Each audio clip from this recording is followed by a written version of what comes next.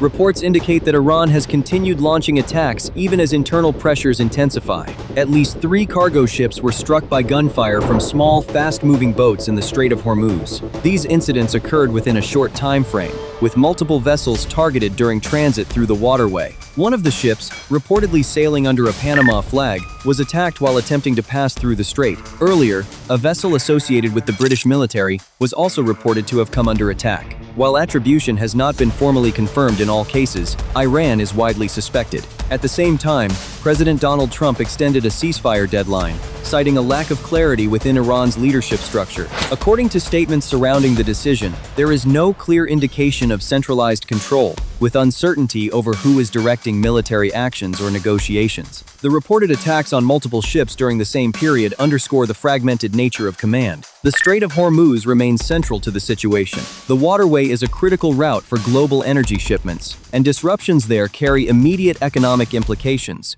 Iranian activity in the area has been characterized by the use of small, high-speed vessels. These boats, previously showcased in official military footage, are designed for rapid engagement and are difficult to intercept. However, their operational range appears limited, with most reported incidents occurring close to Iran's coastline. U.S. naval forces have established a significant presence in the region, effectively restricting broader maritime movement. This containment has limited Iran's ability to operate beyond a confined area. While attacks have continued within that space, there is no indication that Iranian naval forces have been able to expand operations beyond the immediate vicinity. Economic pressure is a defining factor in the current situation. Statements attributed to President Trump indicate that Iran is losing approximately $500 million per day due to restrictions on access through the strait. The closure or limitation of this route directly affects Iran's oil exports, which are a primary source of national revenue. According to these statements, financial losses are accumulating rapidly, placing strain on the country's economic system. There are also indications of internal financial instability. Reports suggest that members of Iran's military and police forces have raised concerns about delayed or unpaid salaries. These developments point to broader fiscal stress within state institutions. The inability to sustain regular payments to security forces is often associated with declining state capacity, particularly in prolonged economic crises. Despite public messaging suggesting a desire to restrict access to the strait, other statements indicate that Iran benefits financially from keeping it open. Oil transit through the Strait of Hormuz generates significant revenue, and any disruption reduces income. According to remarks attributed to President Trump, Iran's stated position on closing the strait may conflict with its economic interests, particularly given the scale of daily losses. Diplomatic activity has continued in parallel with military developments. The United States and France have engaged in discussions with multiple countries regarding plans to reopen and stabilize the strait. These talks involve coordination with international shipping and trade stakeholders, many of whom have reported substantial financial losses due to disruptions in maritime routes. Shipping companies operating in the region have indicated that delays and rerouting are costing millions of dollars each day.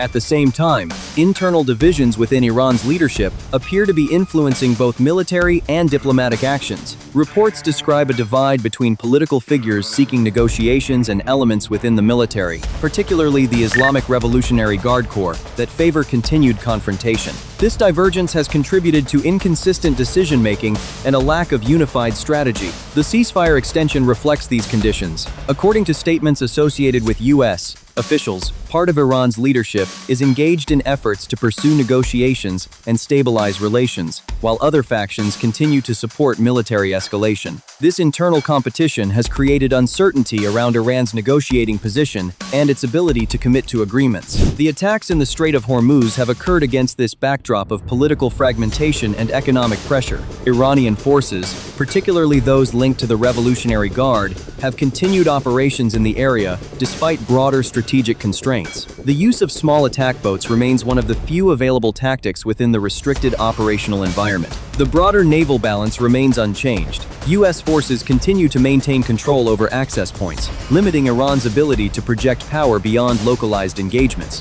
This has effectively confined Iranian activity to defensive or near-shore operations. While these actions disrupt shipping, they do not alter the overall strategic positioning in the region. Iran's naval capabilities have been significantly reduced compared to earlier stages of the conflict. Current operations rely heavily on smaller assets rather than larger, conventional naval vessels. This shift reflects both operational losses and the constraints imposed by the U.S. presence. As a result, attacks are limited in scale and scope, focusing on opportunistic targets within reach. The economic dimension continues to intensify. With oil exports restricted and storage capacity under pressure, Iran faces a compounding set of challenges. Revenue losses are directly linked to the inability to move energy resources through international markets. At the same time, domestic financial obligations, including military salaries, remain unmet in some cases. U.S. strategy has centered on maintaining these economic constraints while pursuing negotiations related to Iran's nuclear program. According to official statements,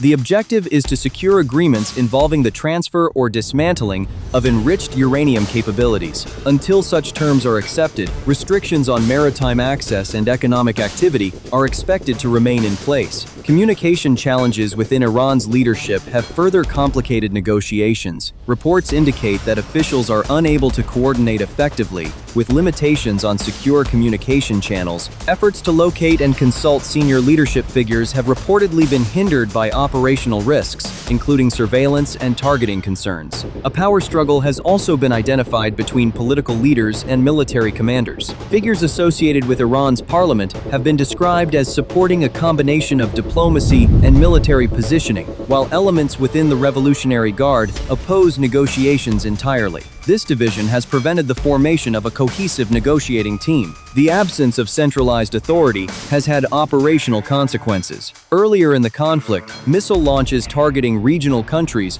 were carried out amid similar confusion. Reports suggest that units acted independently when communication with command structures failed. This pattern appears to be continuing, with localized decisions driving broader outcomes. As a result, military actions and diplomatic signals have become increasingly inconsistent. While some factions seek de-escalation and economic recovery, others continue to prioritize confrontation. This dynamic has prolonged the crisis and complicated external efforts to reach a resolution. The current situation reflects a convergence of factors: restricted naval mobility, sustained economic losses, and internal political fragmentation. Each of these elements reinforces the others, limiting Iran's ability to respond effectively. Military actions in the Strait of Hormuz continue, but within a constrained and increasingly unstable framework. The internal breakdown in coordination has extended beyond decision-making into basic communication. Reports indicate that Iranian leadership has faced significant difficulty maintaining secure lines of contact. Limitations on the use of standard communication channels have forced reliance on slower and less reliable methods, further delaying responses and complicating negotiations. In this environment, authority has shifted toward individuals and units with immediate operational control rather than centralized leadership. This shift has reinforced the influence of armed factions, particularly within the Islamic Revolutionary Guard Corps. With limited oversight, those controlling military assets have taken a more direct role in determining actions on the ground. At the same time, political leadership has struggled to assert direction, contributing to the broader perception of a fragmented command structure. Efforts to organize diplomatic engagement have been affected by these conditions. Planned meetings involving Iranian representatives have faced repeated delays, with delegations unable to coordinate travel or confirm participation. In some cases, officials expected to attend negotiations did not depart as scheduled, reflecting uncertainty within the decision-making process. External partners have interpreted these disruptions as evidence of internal disagreement rather than a unified negotiating strategy. Parallel to these developments, additional actors have attempted to facilitate alignment within Iran's leadership. There are indications that intermediaries, including regional governments,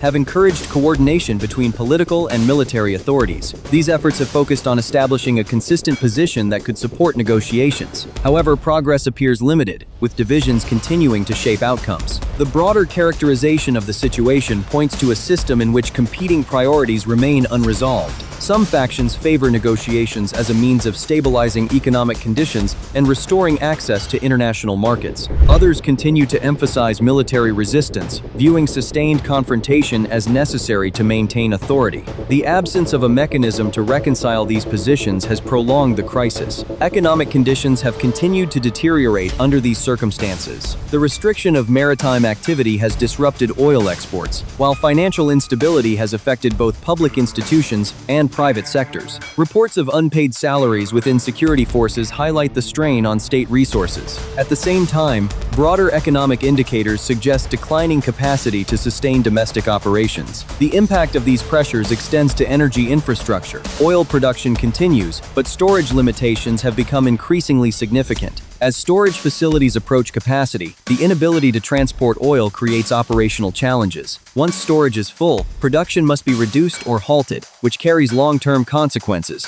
Restarting extraction systems after shutdown is complex and can result in permanent losses in output efficiency. These constraints introduce additional economic risks. A shutdown of production would affect employment across the energy sector, displacing workers and reducing income for households dependent on oil-related activity. In turn, reduced income would likely increase public dissatisfaction, particularly in urban areas already experiencing economic strain. Reports of protests and public unrest have been linked to these conditions, indicating growing internal pressure. The financial system has also shown signs of instability. Disruptions in revenue have led to delayed payments and, in some cases, failed transactions. As liquidity declines, both state and private entities face increasing difficulty meeting obligations. This environment limits the government's ability to manage economic recovery or respond to emerging challenges. At the same time, enforcement of maritime restrictions has intensified. U.S. naval operations have included the interception of vessels associated with Iranian oil transport. Several ships have been redirected or detained, including tankers carrying significant volumes of crude oil. These actions have reinforced the effectiveness of the blockade, further limiting Iran's ability to generate revenue through exports. The disruption of shipping routes has extended beyond Iran.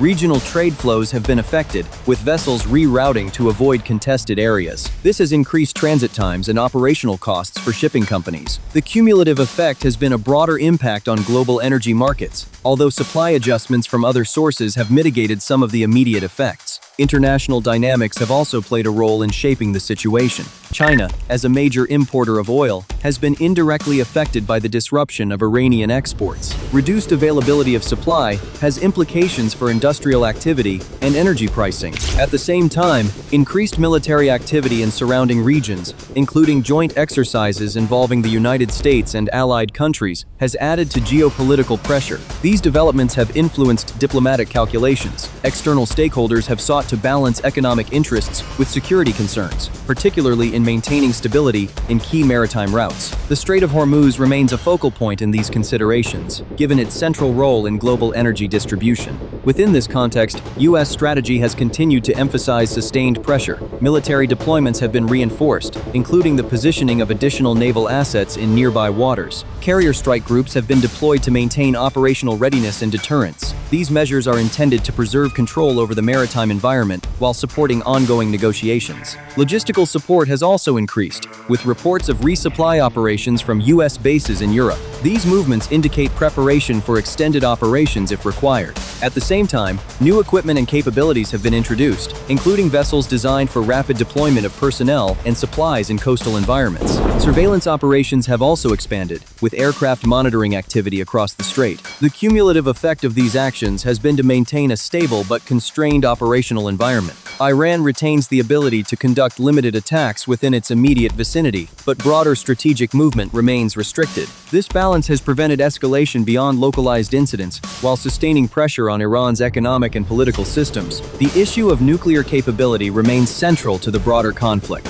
U.S. policy has focused on preventing Iran from advancing its nuclear program, particularly in relation to enriched uranium and weaponization capacity. The current strategy links economic and military pressure to progress in negotiations on this issue. Restrictions are expected to remain in place until specific conditions are met. This linkage underscores the broader rationale behind the blockade and associated measures. By limiting revenue and constraining operational capacity, the strategy aims to influence decision-making within Iran's leadership. However, the effectiveness of this approach depends on the ability of internal factions to reach a unified position, which has not yet occurred. The situation remains defined by the interaction of military containment, economic pressure, and political fragmentation. Each of these elements continues to evolve, but none has produced a decisive shift in direction. Instead, the conflict has entered a phase characterized by sustained tension, limited engagement, and ongoing uncertainty in both domestic and international contexts. Recent developments indicate that both military and economic pressures are being sustained without a definitive resolution. U.S. operations have continued to reinforce their position in the region, with multiple carrier strike groups deployed to maintain control over key maritime routes. These deployments are supported by ongoing resupply efforts and expanded surveillance operations, ensuring a consistent operational presence. Additional naval assets, including vessels designed for rapid coastal deployment, have been introduced to enhance logistical flexibility. Air surveillance platforms have also been active over the Strait of Hormuz, monitoring vessel movement and maintaining situational awareness. These measures collectively reinforce the existing blockade and limit Iran's ability to alter the strategic balance. At the same time, Iran's capacity to respond remains constrained. Naval activity continues to rely on small-scale operations within a limited geographic range. While these actions disrupt shipping in isolated instances, they do not significantly affect broader maritime control. The absence of coordinated leadership continues to restrict the scope of military engagement. Economic conditions remain a central factor. Ongoing restrictions on oil exports, combined with storage limitations, continue to reduce revenue. As production systems approach operational limits, the risk of shutdown increases, with potential long-term consequences for output and employment. Financial instability within state institutions persists, with delayed payments and reduced liquidity affecting multiple sectors. Diplomatic efforts remain active but inconclusive. Negotiations have been delayed by internal divisions within Iran's leadership, preventing the formation of a unified position. External stakeholders continue to pursue engagement, but progress depends on internal alignment. The situation remains defined by sustained pressure, limited escalation, and unresolved political fragmentation.